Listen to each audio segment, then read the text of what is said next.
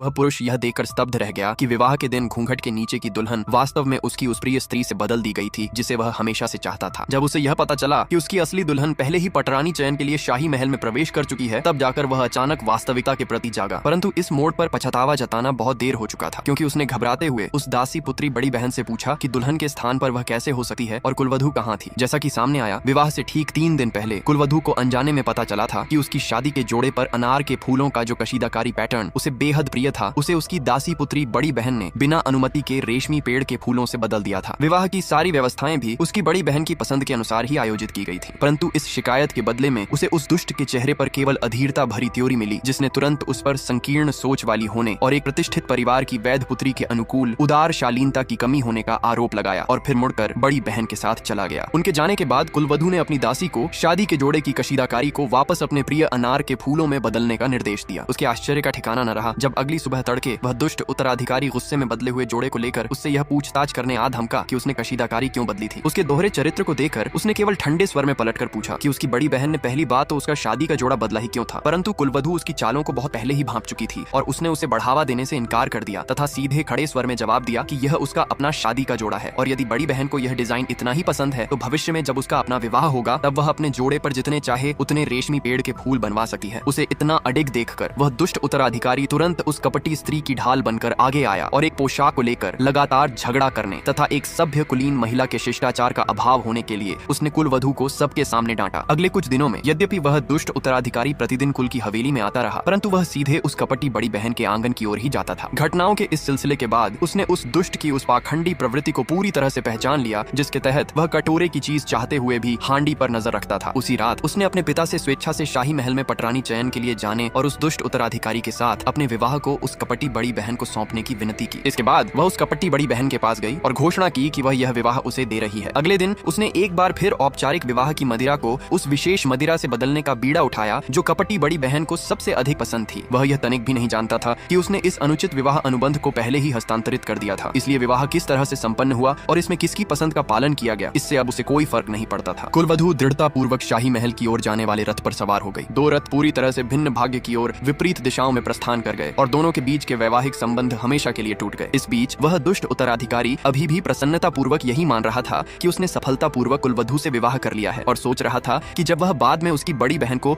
अतिरिक्त वधू के रूप में स्वीकार करेगा तो कुलवधू एक शब्द भी कहने का साहस नहीं करेगी। परंतु जब रात हुई और उसने वधू का घूंघट उठाया तो वह यह देखकर दंग रह गया कि घूंघट के नीचे की स्त्री बहुत पहले ही दासी पुत्री बड़ी बहन द्वारा बदली जा चुकी थी। उसी क्षण उसकी मुस्कान पूरी तरह से जम गई और यहाँ तक कि विवाह की औपचारिक मदिरा का वह प्याला भी जिसे वह पीने ही वाला था उलटकर फर्श पर चकनाचूर हो गया।